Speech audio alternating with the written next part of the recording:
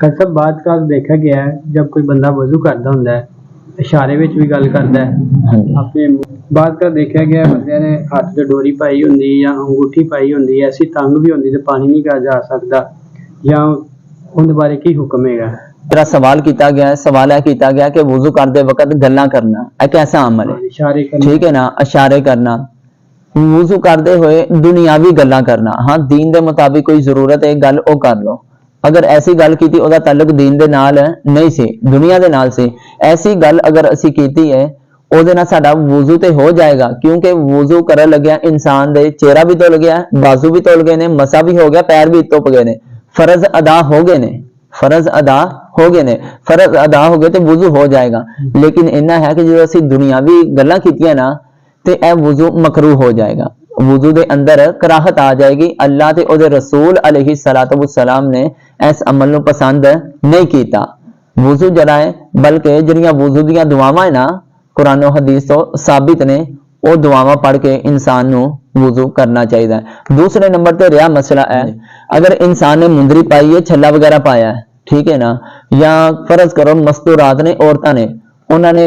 अपने नक दे विच, ठीक है ना, वो जेवर जरी नथली हुंदी है या कोका वगैरह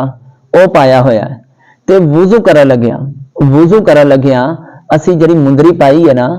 अगर उन्होंने हिलान तो बगैर ही थल्लों पानी निकल के जिस्म नूं लग जाता है तो फिर वुजू हो जाएगा। छल्ला पाया है इस तरह है कि उन्होंने हिलान तो बगैर ही अगर साडे जिस्म नूं पानी लग जाता है तो वुजू हो जाएगा। अगर पानी नहीं लगता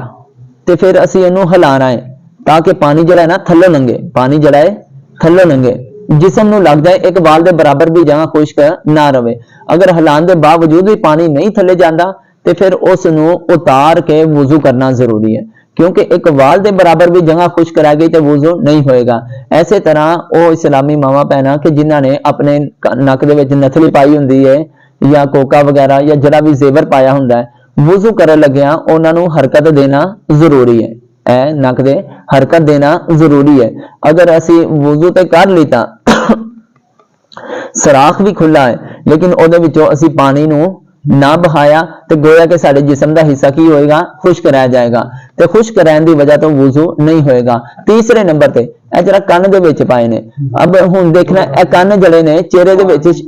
कन्न जड़े ने वालियां पाइयां है या जो भी कांटे वगैरह पाए ने, क्या कन्न जड़े ने ए चेहरे दे विच शामिल है या नहीं शामिल? क्या है ना वुजू दे वक्त चेहरा धोना फर्ज है, क्या कन्न चेहरे दे विच शामिल है या नहीं शामिल? कन्न जड़े है ना चेहरे दे विच शामिल नहीं है। हाँ जो बंदे ते गुसल फर्ज होवे फिर उन्हें अगर औरतां ने इत्थे जेवर पाए ने, अजकल के मुंडियां नूं भी बड़ा शौक है कुड़ियां बनन दा, उन्होंने भी अपने कन्न बना के ना इस तरह मुख्तलिफ जड़े है ना वालियां पाइयां,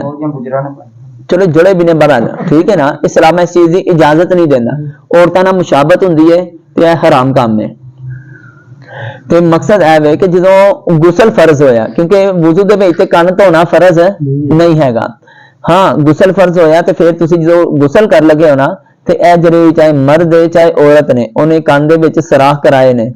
ते उन्होंने सुराख दे विचों पानी कढवाना गुजारना जरूरी है। ओ की ये पानी करके जरा इस तरह हरकत देगा ना पानी नूं अंज लगा के तो विचों गुजर जाएगा, इन्नी में मुश्किल नहीं हुंदी। जेवर पहने तो फिर जो इत्थे पानी है तो अपने कांटियां नूं अपने जेवर नूं अच्छी तरह हिलाए ताकि उस सराखां दे विचों पानी लंघ जाए तो फिर बंदे दा गुसल हो जाएगा, बंदा पाक होएगा। अगर सुस्ती गफलत की तो फिर बंदे दा गुसल नहीं होएगा।